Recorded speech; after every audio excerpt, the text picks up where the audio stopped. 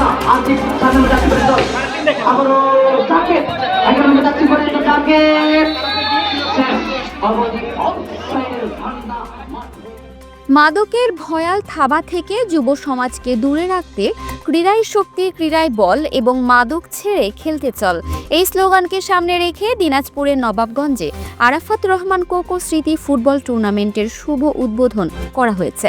আজ শুক্রবার 29 আগস্ট বিকালে উপজেলার শগুনখোলা মিনি স্টেডিয়াম মাঠে এই টুর্নামেন্টের উদ্বোধন করেন নবাবগঞ্জ উপজেলা স্বেচ্ছাসেবক দলের আহ্বায়ক সাজ্জাদ আল মামুন। শহীদ রাষ্ট্রপতি জিয়াউর রহমান ও সাবেক প্রধানমন্ত্রী বেগম খালেদা জিয়ার কনিষ্ঠ পুত্র প্রয়াত আরাফাত রহমান কোকোর স্মরণে ইউনিয়ন পর্যায়ে এই ফুটবল টুর্নামেন্টের আয়োজন করেছে ৩ নং গোপালগঞ্জ ইউনিয়ন ছাত্রদল। তাদের সবাইকে নিয়ে এবং তারেক রহমানের নির্দেশে আগামীর বাংলাদেশ অবশ্যই ক্রীড়া প্রেমীদের বাংলাদেশ হবে, এই প্রত্যাশা রেখে সারা বাংলাদেশে আরাফাত রহমান কোকো একজন ভালো ক্রীড়া সংগঠক ছিল। তার স্মৃতির চারণেই আজকে আমাদের এই শগুনখোলার আপনাদের পক্ষকে আপনাদের নবাবগঞ্জ উপজেলা জাতীয়তাবাদী পরিবারের পক্ষ থেকে ধন্যবাদ এবং মোবারকবাদ জানাচ্ছি। ভালোভাবে খেলবেন, হার জিত থাকবে, উভয় পক্ষ অবশ্যই সহনশীল করার পর্যায়ে থাকবেন এবং ক্রীড়ার মধ্যেই থাকেন, মাদককে না বলেন, এই প্রতিপাদ্যকে সামনে রেখে ইনশাল্লাহ আগামী দিনে যেন খেলার মাঠগুলো খেলোয়াড়দেরকে দিয়েই পরিপূর্ণ হয়, আবারও খেলার মাঠ ভর্তি যেন আমেজ ভর্তি যেন দর্শকরা থাকে, এই প্রত্যাশা রেখে সংক্ষিপ্ত কথা শেষ করছি। ভালো থাকবেন, আসসালামু আলাইকুম।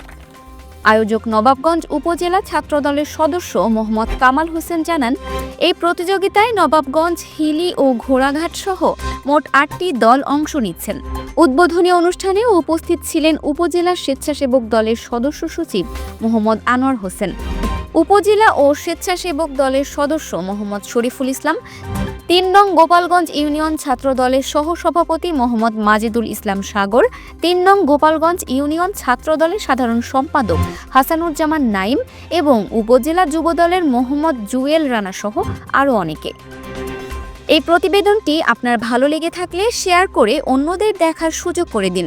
Multimedia desk, dinajpurtv.com। Dinajpur TV, মানুষের জীবনের কথা বলে।